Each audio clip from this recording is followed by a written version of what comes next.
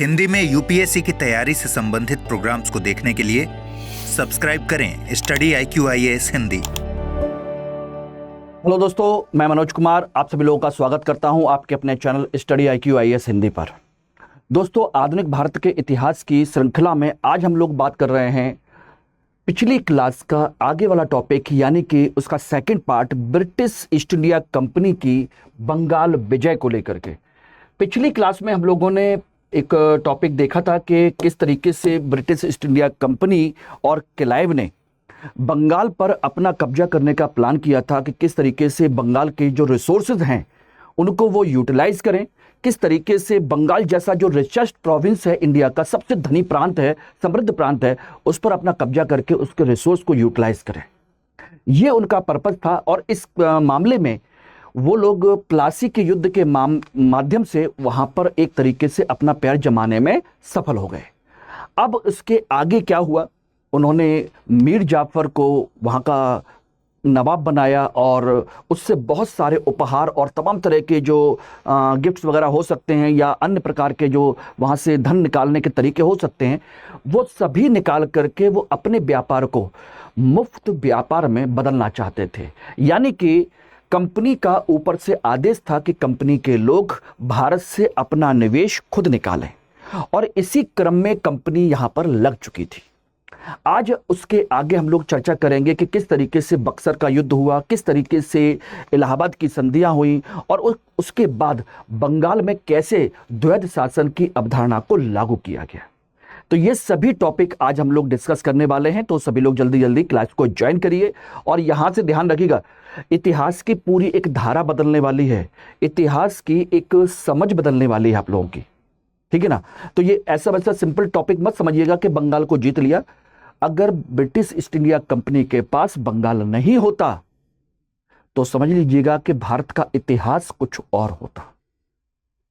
आज जो आप लोग समस्याएं भारत के संदर्भ में देखते हैं, भारत में गरीबी, बेरोजगारी और तमाम तरह की समस्याएं आप लोगों को जो जितनी भी दिखाई देती हैं, वो सब बंगाल की जीत के बाद ही शुरू हुई हैं। यानी कि एक तरीके से आज की समस्याओं की शुरुआत ब्रिटिश ईस्ट इंडिया कंपनी ने उस समय कर दी थी। कैसे और किस तरीके से, इस पर हम लोग चर्चा करेंगे। फटाफट जल्दी से ज्वाइन करिए और बताइए कि आप मेरी आवाज प्रॉपर आप लोगों तक पहुंच रही है कि नहीं पहुंच रही। और आज आप लोगों के लिए सबसे पहले तो एक बहुत ही महत्वपूर्ण, कहा जाए कि सूचना, इंफॉर्मेशन या जो भी आप कहें कि एक अच्छा मौका है। सिविल सर्विसेज डे पर आप लोगों को इतिहास वैकल्पिक विषय ज्वाइन करने का एक बहुत ही बेहतरीन मौका है, जिसमें 30 अप्रैल से जो क्लासेस स्टार्ट हो रही है, नया बैच स्टार्ट हो रहा है, वो बैच आप लोगों को MK लाइव कोड के माध्यम से मात्र 12,999 रुपए में आपको मिल जाएगा, अप्रैल बैच। यानी कि अगर आप 2026 को लेकर के सीरियस हैं, 2026 को टारगेट कर रहे हैं कि उस साल आपका सिलेक्शन हो, तो फिर समझ लीजिएगा जितना डिले करोगे, समझ लीजिए उतना ही ज्यादा आप लोगों को ऑप्शनल में प्रॉब्लम होगी। और ऑप्शनल तैयार नहीं तो खाली GS से सिलेक्शन नहीं होता, प्री हो जाता है, और प्री करने के बाद आपका कोई भी अचीवमेंट नहीं है।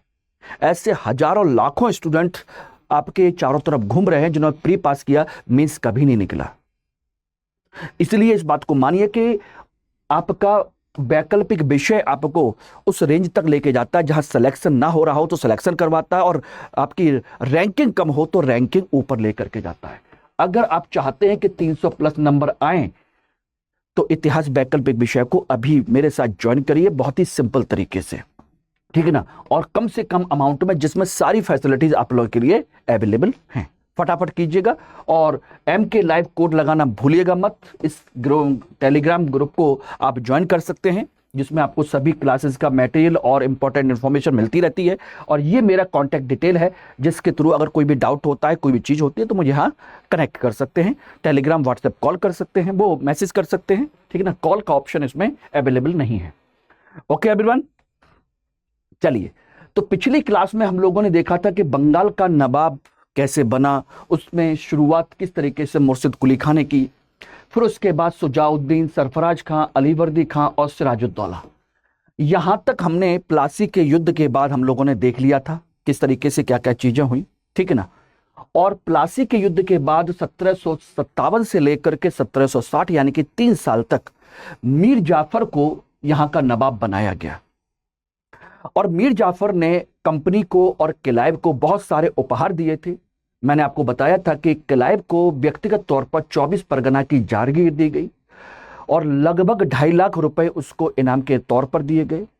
कंपनी को 50 लाख रुपए दिए गए, जबकि सोचा जाए तो उस समय 50 लाख रुपए कितनी बड़ी रकम होती है, जबकि युद्ध में युद्ध नहीं था, एक षड्यंत्र था।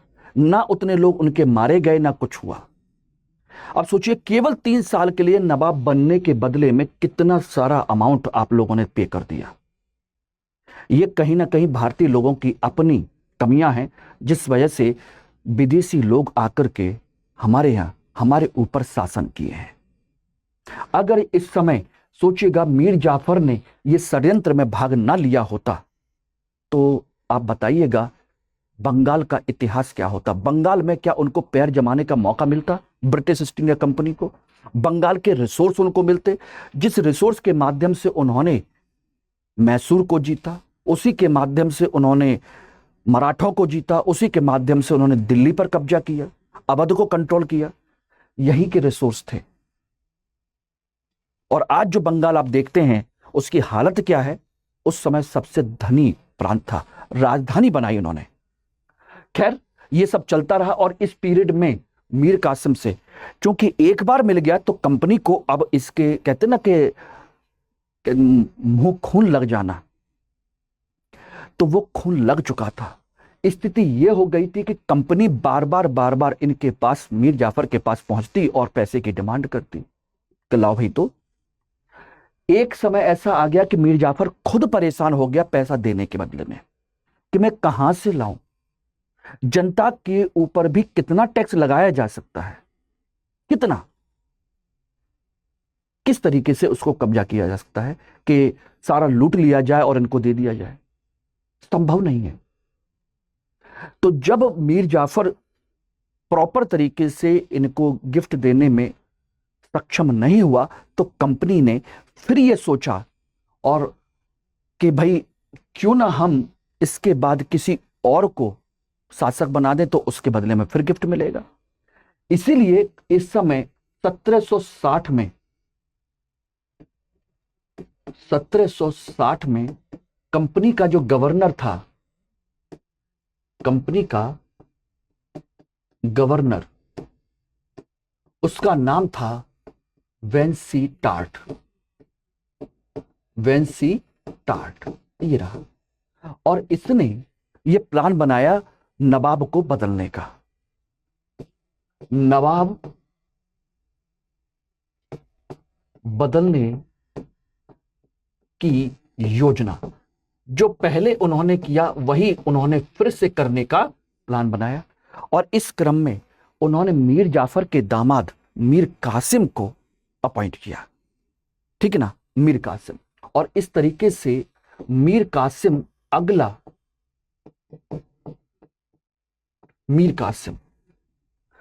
नवाब बना। कहा जाता है कि एक तरीके से यह क्रांति की थी बंगाल में। कुछ लोग कहते हैं कि यह क्रांति थी। रातों रात मीर जाफर को इतना मजबूर कर दिया गया कि उसने अपना नवाबी का पद मीर कासिम को सौंप दिया। और कोई भी किसी तरह का कोई हत्या नहीं हुई, कुछ भी नहीं हुआ। इसलिए कहा जाता है कि क्रांति थी। हकीकत में वो क्रांति नहीं है, एक षड्यंत्र ही है एक तरीके से।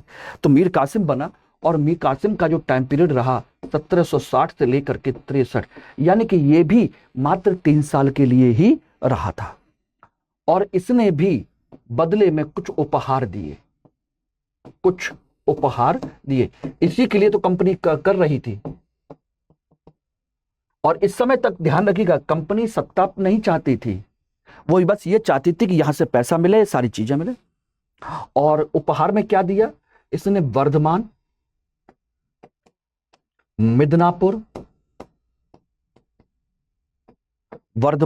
मिदनापुर और चटगांव यहां की दीवानी दे दी।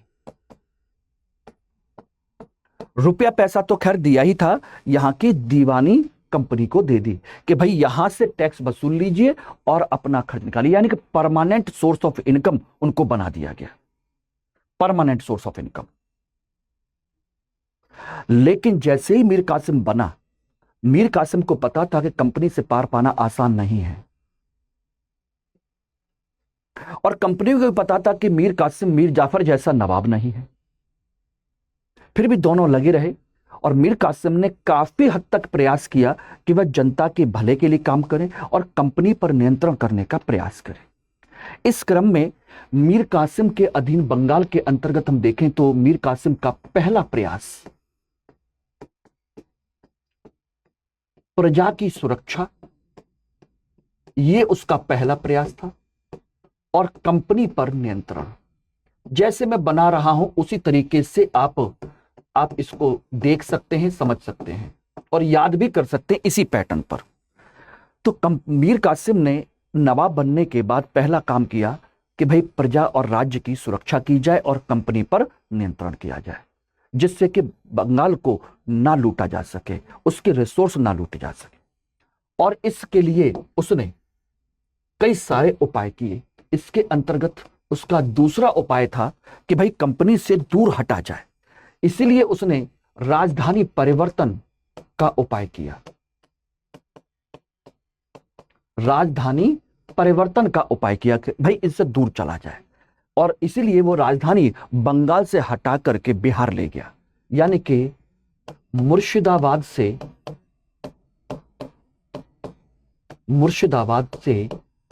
मुंगेर बिहार में, यहां पर उसने अपनी राजधानी का परिवर्तन कर दिया। कंपनी दूर रहेगी तो डेली डेली वो लूटने या मांगने नहीं आएगी, डेली डेली नहीं आएगी, ठीक है ना, डेली डेली वो नहीं आने वाली है। दूसरा, उसने सोच लिया था कि आज नहीं तो कल कंपनी से संघर्ष होना ही है, इसलिए उसने सेना को शक्तिशाली करने का प्रयास किया। सेना को शक्तिशाली करने का प्रयास किया, ठीक है ना। और इसके लिए उसने दो उपाय भी किए। पहला उपाय क्या किया? पहला उपाय उसने यह किया कि मुंगेर में तोप खाने का निर्माण करवाया। मुंगेर में तोप खाना बनाया, और इसका जो इंचार्ज वो था गुरगिन खां। उस समय का एक बेहतरीन इंचार्ज माना जाता था, बेहतरीन कहा जाए तो योद्धा, और इस मामले का एक विशेषज्ञ हम कह सकते हैं। दूसरे, उसने कुछ विदेशी प्रशिक्षक नियुक्त किए। विदेशी प्रशिक्षक, सेना को ट्रेनिंग देने के लिए उसने कुछ विदेशी प्रशिक्षक नियुक्त किए। ओके, ध्यान रखना। और उसका नाम था वॉल्टर रीनहार्ड जर्मनी का, वॉल्टर रीनहार्ड जर्मनी। यानी कि उसने पूरी कोशिश की, क्योंकि आज नहीं तो कल ब्रिटिश कंपनी से एक संघर्ष तो होना है, क्योंकि वह कंपनी मानेगी नहीं और इसे अपना काम करना ही करना है, ठीक है ना। तो ये दो काम उसने इस तरीके से किए थे कंपनी से दूर हटने के लिए। और आपको क्या लगता है कि कंपनी इसको एक्सेप्ट करेगी? नहीं, कंपनी भी समझने लगी कि ये सब दूर जा रहा है, इसका मतलब ये आसानी से नियंत्रण में आने वाला नहीं है, और हमें अगर कुछ करना है तो कुछ ना कुछ बड़ा प्रयास करना पड़ेगा। इसके अलावा उसने तीसरा एक और प्रयास किया, हम कह सकते हैं चौथा कह सकते हो, चौथा प्रयास कि अपने घरेलू व्यापारियों की सुरक्षा का प्रयास किया। अब कहोगे घरेलू व्यापारियों की सुरक्षा कैसे?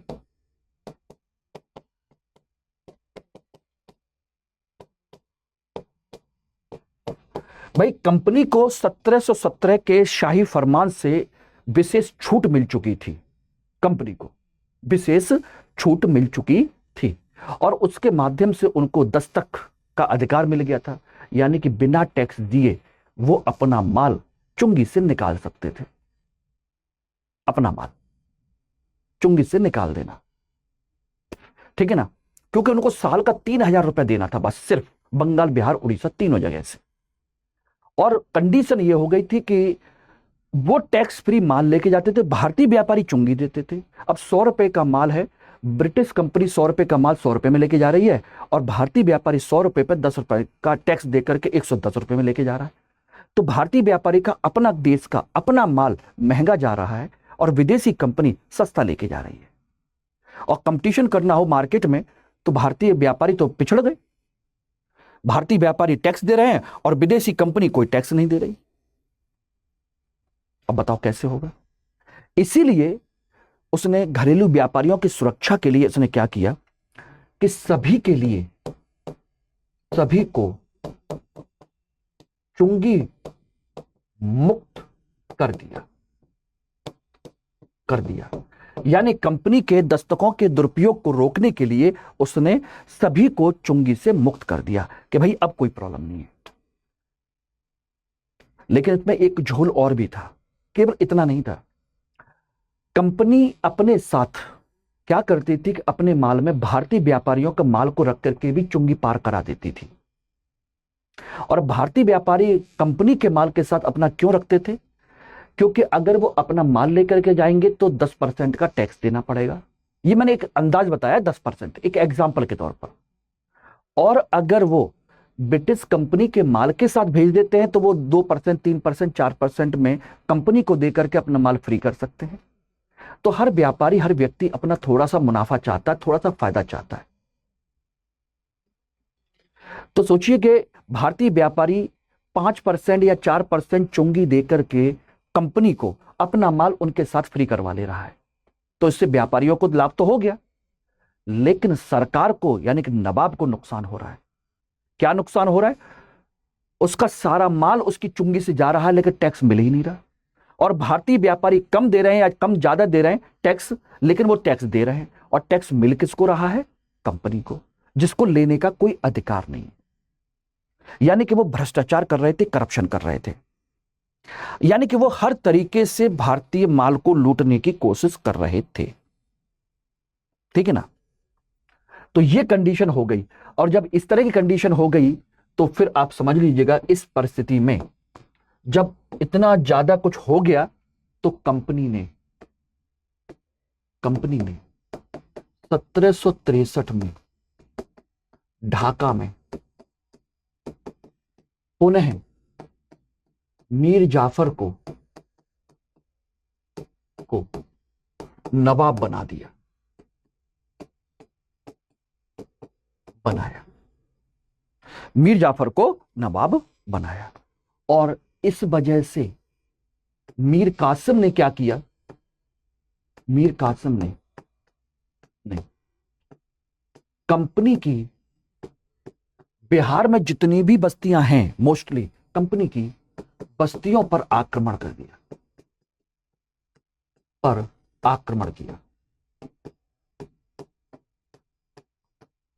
ये रहा, कंपनी की बस्तियों पर आक्रमण किया। उनसे लड़ता हुआ, हारता हुआ, जीतता हुआ, सारी चीजें करते हुआ कई जगह उसने फाइट की, सारी चीजें की। और अल्टीमेट मीर कासिम भागकर अवध पहुंचा।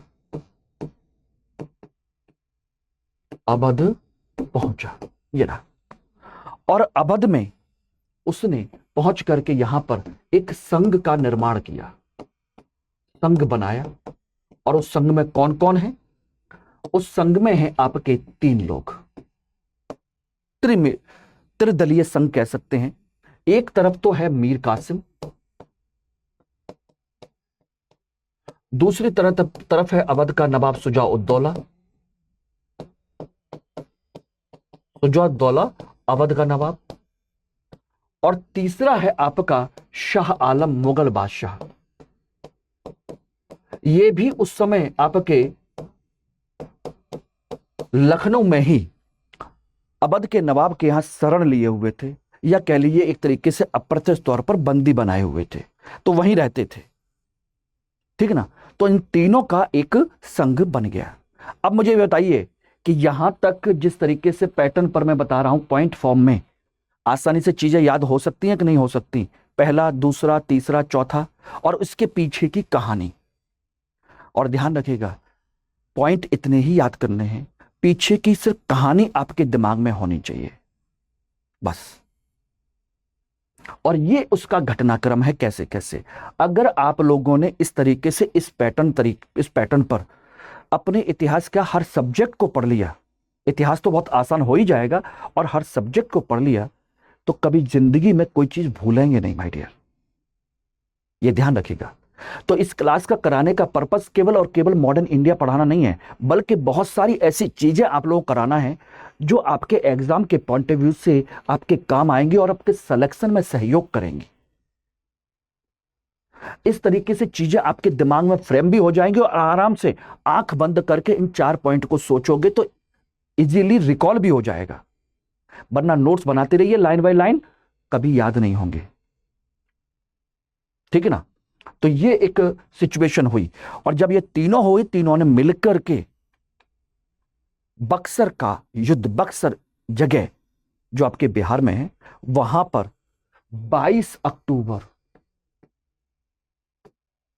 1764 को यह युद्ध हुआ।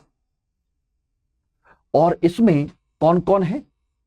एक तरफ ब्रिटिश ईस्ट इंडिया कंपनी है और दूसरी तरफ आपके त्रिदलीय संघ है, त्रिदलीय संघ यह।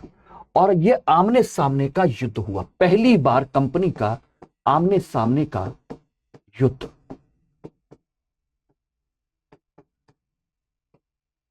आप लोगों में से पिछले क्लास में कहा था सर राइटिंग थोड़ा सा कम समझ में आता है, लिखने में थोड़ा सा अच्छा कहिए, तो मैंने कोशिश की है कि थोड़ा बड़ा बड़ा और अच्छे तरीके से आपको करा दिया जाए।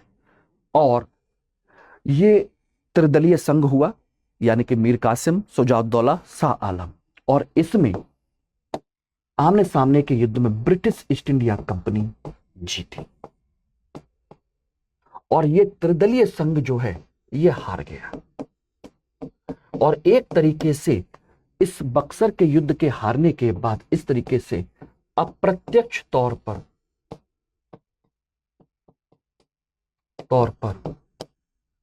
संपूर्ण उत्तर भारत कंपनी के अंडर में आ गया, संपूर्ण उत्तर भारत कंपनी के अधीन हो गया। एक तरीके से दिल्ली, जिसका पूरी कैपिटल है, उत्तर भारत का शासक है, वो भी हार गया। बंगाल का अवध का नवाब, वो भी हार गया। ठीक है ना। तो 3 बड़ी शक्तियां उत्तर भारत की, तीनों हार गई और आमने सामने के युद्ध में उनको हरा दिया। इसका मतलब ये कोई षड्यंत्र नहीं था, ब्रिटिश ईस्ट इंडिया कंपनी की अपनी एक बेहतरीन रणनीति थी जिसमें वो युद्ध जीत चुकी थी। अब इसके अगर मैं कुछ परिणाम की चर्चा करूं तो इसको परिणाम के तौर पर आप देख सकते हैं। क्या परिणाम थे? तो देखिए, पहली बात तो यह है कि ये षड्यंत्र नहीं था, नहीं था। कंपनी की सैन्य शक्ति और उसकी रणनीति की विजय थी। यह कोई षड्यंत्र नहीं बल्कि कंपनी की सैन्य शक्ति और उसकी रणनीति की विजय थी। ठीक है ना। दूसरा इसका पॉइंट जो अब सबसे इंपॉर्टेंट है वो पॉइंट यह है कि प्लासी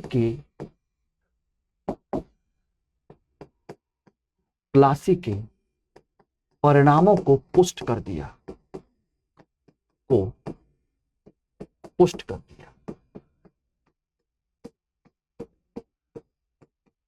प्लासी के परिणामों को क्या कर दिया? पूरी तरह से प्रूव कर दिया कि भाई बेशक वो षड्यंत्र था, लेकिन ऐसा नहीं है, नीति हमारी वो भी थी और नीति ये भी थी। हम तब भी कमजोर नहीं थे, आज भी कमजोर नहीं है। उस समय उन्होंने दूसरे तरीके से जीता, आज उन्होंने आमने सामने से जीता। ठीक है ना। तीसरा परिणाम, समस्त उत्तर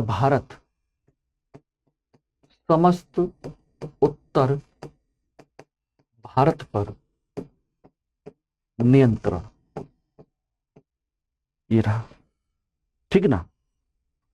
चौथा परिणाम, कंपनी एक राजनीतिक शक्ति के रूप में उभरी, के रूप में उभरी, क्योंकि उसने इनको हरा करके इनडायरेक्टली पूरा का पूरा यहां पर काम कर लिया और भारतीय शक्तियों के बराबर हो गए। और यहीं से उसे संपूर्ण भारत की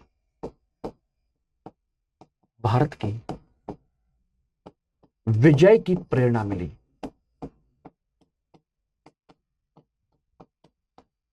कि वो अब यहां से संपूर्ण भारत को भी जीत सकते हैं, ठीक है ना। और सबसे एक और इसमें हम कह सकते हैं इंपॉर्टेंट परिणाम, हम कह सकते हैं यहां पर अलग से लिख सकते हैं, बंगाल में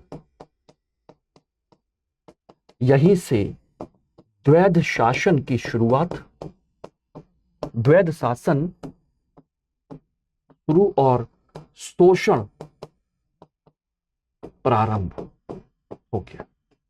यानी बंगाल के दुर्दिन शुरू हो गए। बृहत स्तर पर बंगाल के दुर्दिन शुरू हो गए, और बंगाल के ही नहीं बल्कि भारत के दुर्दिन शुरू हो गए। तो ये तो मोटे मोटे मैंने परिणाम बता दिए। अब बात आती है कि बंगाल की विजय के बाद इन्होंने क्या किया। बंगाल की विजय के बाद इलाहाबाद की संधि होती है। और दोस्तों ध्यान रखिएगा, इलाहाबाद की संधि एक नहीं हुई बल्कि 1765 में दो संधियां हुई हैं, और दोनों में आप लोगों को लिखा रहा हूं, उसको नोट कर लीजिएगा। पहली संधि होती है आपको 12 अगस्त 1765 को, और दूसरी होती है 16 अगस्त 1765 को। बोले कि दो कौन कौन सी? पहली संधि होती है शाह आलम के साथ, आलम मुगल बादशाह के साथ, और दूसरी संधि होती है शुजा-उद-दौला के साथ, शुजा-उद-दौला के साथ, अवध के नवाब के साथ। दो अलग अलग। और आपको बता दें कि 64 से लेकर के 64 में युद्ध जीत लिया, संधि फिर भी नहीं हुई। कई महीनों तक इन्होंने इंतजार किया। क्यों? क्लाइव के आने का। क्लाइव को लेटर भेजा गया, संदेश भेजा गया, क्लाइव को बुलाया गया, क्योंकि बंगाल में ब्रिटिश ईस्ट इंडिया कंपनी की नींव जो रखी थी वो क्लाइव ने रखी थी। और इस समय जब बंगाल की इस उत्तर भारत की तीनों शक्तियों को हरा दिया गया, तो कंपनी ने सोचा कि क्लाइव से बेहतर संधि करने वाला कोई व्यक्ति नहीं हो सकता, उसी को बुलाया जाए और उसके शर्तों पर इनको फिर काम किया जाए। तो ये एक बहुत बड़ी अचीवमेंट थी उनकी, ठीक है ना। तो यहां पर इसके पॉइंट आप देखेंगे तो मैं आपको बता देता हूं। देखिए, पहली शर्त शाह आलम के साथ तो ये हो गई कि बंगाल, बिहार, उड़ीसा, उसका दीवानी अधिकार, उसकी दीवानी का अधिकार कंपनी को मिला। दीवानी अधिकार मतलब पूरे संपूर्ण राज्य से टैक्स कलेक्ट करने का अधिकार कंपनी को।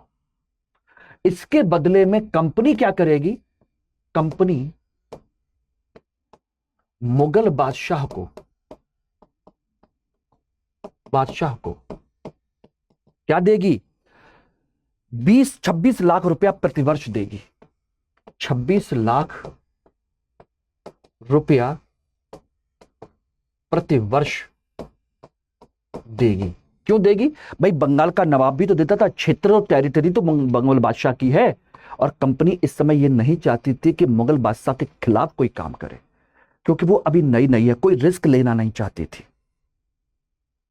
इसलिए तो वो मुगल बादशाह का सम्मान भी कर रही है कि देखो, जैसे बंगाल का नवाब आपको सालाना टैक्स देता था, मैं भी हम भी आपको देंगे, बस हमको टैक्स कलेक्ट करने का अधिकार दे दीजिए, बस केवल। और तीसरा, कंपनी एक काम और करेगी। कंपनी बंगाल को 53 लाख रुपया प्रतिवर्ष देगी, किस लिए? ये देगी प्रशासन के खर्च के लिए। खर्च हेतु। यानी कि सारा टैक्स कंपनी के पास आएगा, उसमें से 26 लाख रुपया मुगल बादशाह को, 53 लाख रुपया बंगाल के नवाब को, जो इस पैसे से साल भर का पूरा प्रशासन देखेगा। बंगाल, बिहार, उड़ीसा का पूरा प्रशासन देखेगा। बाकी जितना भी टैक्स होगा कंपनी का होगा, चाहे 2 करोड़ कमाए, चाहे 10 करोड़ कमाए, चाहे 100 करोड़ कमाए, बाकी ऊपर का जितना भी है वो सब कंपनी का है। अब तुम इतने में ही अपना काम चलाओ, ठीक है ना। इधर अवध के नवाब को बीच में लिया गया, तो भाई अवध के नवाब के साथ पहली शर्त यह रखी गई कि भाई एक काम करिए, जो आपके पास कड़ा और मानिकपुर का इलाका है, इलाहाबाद के पास मानिकपुर, ये तुम्हारा नहीं था, ये मुगल बादशाह को दे दीजिए। ये मुगल बादशाह को दिया,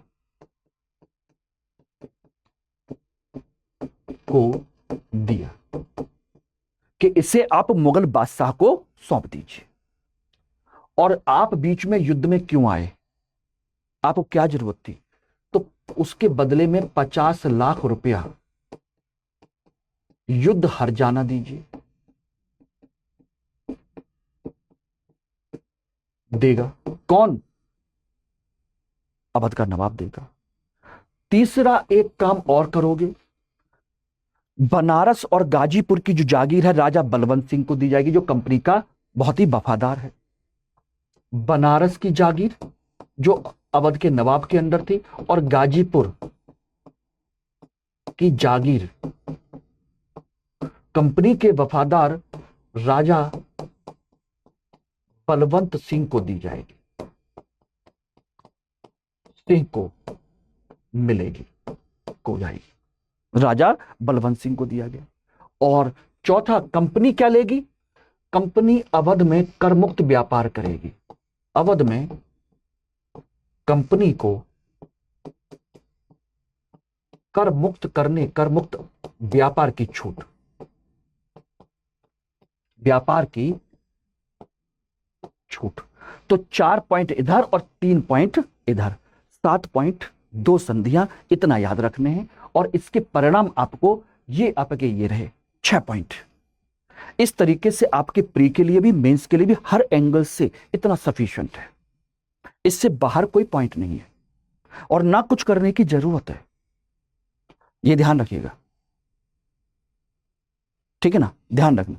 और यहां से शुरू होता है फिर द्वैध शासन। अब यहां पर आया कि भाई द्वैध शासन है क्या? द्वैध शासन का मतलब होता है दोहरा शासन, दोहरा शासन। और ये चला 1765 से लेकर के 72 तक। अब इसका मतलब क्या था? दोहरे शासन का मतलब है यहां पर कि एक तरफ निजामत का काम होगा, निजामत बोले तो प्रशासन, एक ये रहा, और दूसरी तरफ होगा दीवानी कार्य होगा, दीवानी बोले तो कर, ठीक है ना, ये रहा। ये 2 कार्य होंगे। निजामत का काम नवाब देखेगा, ये नवाब के पास रहेगा, ये रहा। और दीवानी का कार्य किसके पास रहेगा? कंपनी के पास, ये रहा। यानी कि पूरे राज्य में प्रशासन की जिम्मेदारी आपकी नवाब की है। अगर उससे संबंधित कोई मैटर है तो ये देखेगा।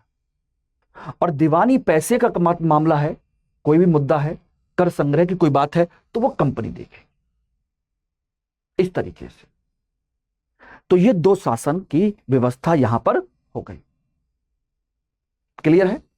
पहले कंडीशन ये थी कि 1765 पहले बंगाल का जो नवाब था वो दोनों कार्य खुद ही देखता था। भाई टैक्स कलेक्शन उसी करना है, उसी में से उसे खर्च भी करना है, प्रशासन भी चलाना है। अब कंपनी ने क्या कर दिया कि जो कुछ भी हम कलेक्ट करेंगे उसमें से 26 लाख रुपया मुगल बादशाह को सालाना का जो खर्च होता वो देंगे, और 53 लाख रुपया नवाब को दे देंगे। भाई तुम अपना इसमें खर्च चलाओ, 53 लाख रुपया सालाना। हालांकि रकम कोई बहुत बड़ी होती है लेकिन लिमिटेड हो गई ना। अब इस तरीके से नवाब एक तरीके से कंपनी के ऊपर पूरी तरह निर्भर हो गया, जब चाहे कंपनी इसको हटा सकती है। यह दोहरा शासन है, ठीक है ना, वित्त संबंधी। और इसके लिए कंपनी ने क्या किया कि कंपनी ने ऊपर ही ऊपर तो यह काम कर लिया, अंदरूनी स्तर पर, निचले स्तर पर उसने कोई बदलाव नहीं किया, जैसे चल रहा था वैसे ही चलने दिया। केवल सेंटर में जाकर के उसने डिपार्टमेंट दो अलग अलग कर दिए, बाकी सभी अधिकारी जैसे पहले काम कर रहे थे वही काम करेंगे। बस उनसे कह दिया गया कि भाई अब टैक्स कलेक्शन करके जो लाओगे उसकी रिपोर्ट कंपनी को दोगे। और इसके लिए उसके पास 3 क्षेत्र थे। कौन कौन से? बोले बंगाल, बिहार और उड़ीसा।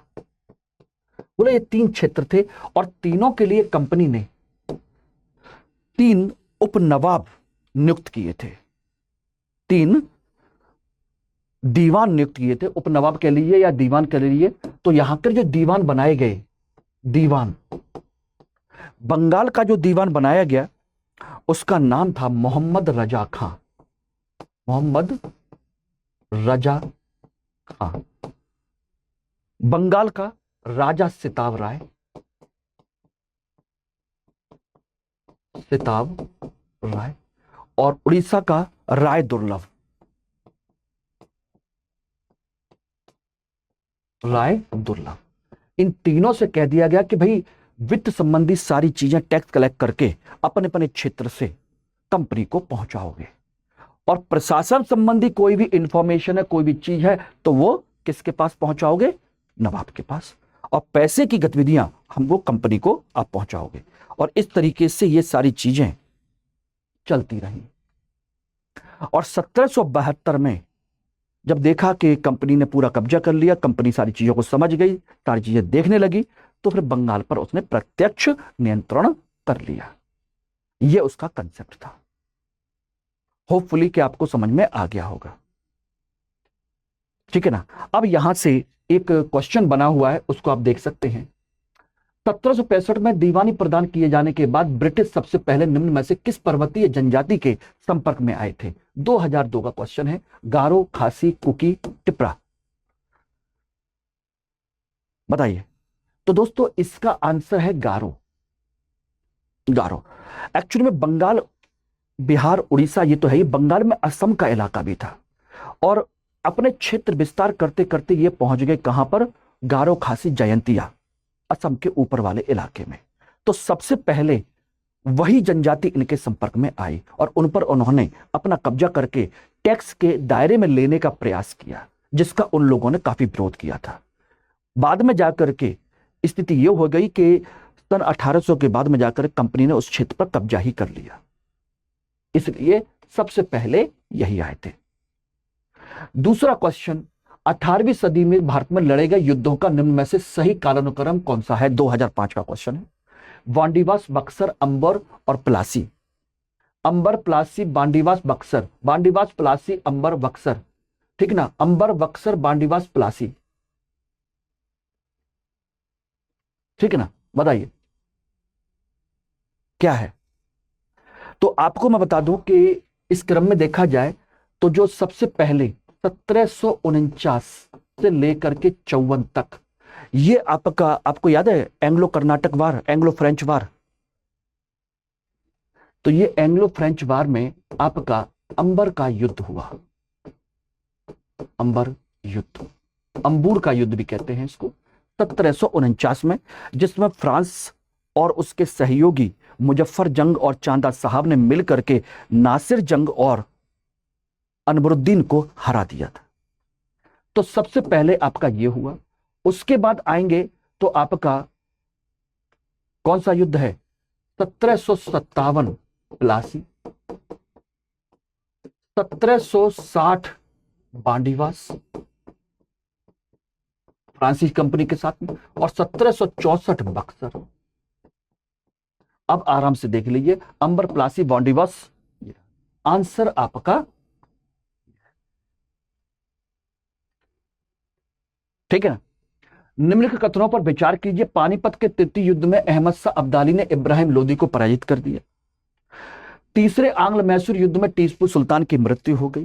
प्लासी के युद्ध में सिराजुद्दौला की पराजय के लिए मीर जाफर ने अंग्रेजों से मिलकर षड्यंत्र रचा।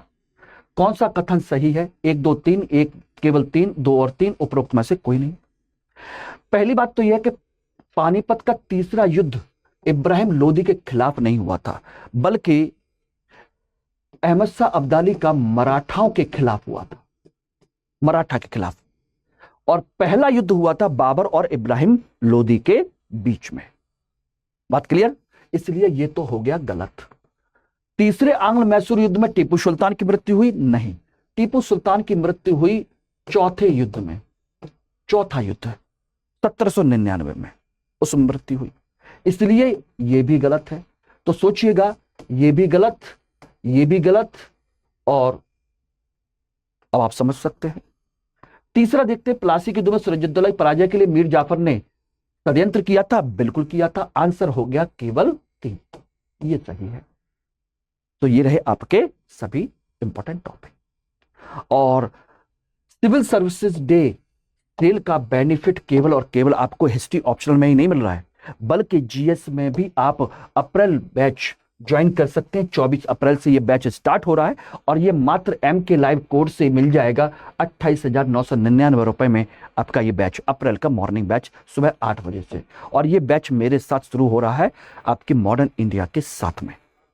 जो मैं पढ़ा रहा हूं वहीं से हम लोग मॉडर्न इंडिया को शुरू करेंगे, उसके बाद एंशिएंट मिडिवल और इकोनॉमी और बाकी अदर सब्जेक्ट भी चलते जाएंगे।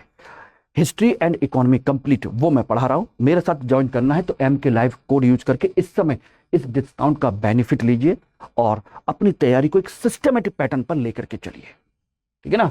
ध्यान रखिएगा। और इसमें सबसे बड़ी चीज है कि अभी अगर आप प्लैटिनम बैच को ज्वाइन करते हैं तो आपको डायमंड बैच की सारी सुविधाएं मिल जाएंगी, ठीक है ना? ध्यान रखिएगा। यानी कि लो लेवल का बैच लेंगे और उससे ऊपर का लेवल का बैच आपको और मिल जाएगा, और डिस्काउंट भी आपके पास है। डबल बेनिफिट है। अब आप खुद सोचिए। तो यानी कि अपर लेवल का बैच की फैसिलिटीज मिलेंगी जो इस समय आप लो लेवल का प्राइस देंगे। अब आपके सामने उसमें भी डिस्काउंट, ठीक है ना? और कोई भी डाउट हो तो मुझे यहां कनेक्ट कर लीजिएगा। ग्रुप, टेलीग्राम ग्रुप ये रहा, इसको जरूर ज्वाइन कर लेना, लेकिन कोड MK लाइव जरूर लगाइएगा। Thank you very much. Hindi में UPSC की तैयारी से संबंधित प्रोग्राम्स को देखने के लिए सब्सक्राइब करें स्टडी IQ IAS हिंदी।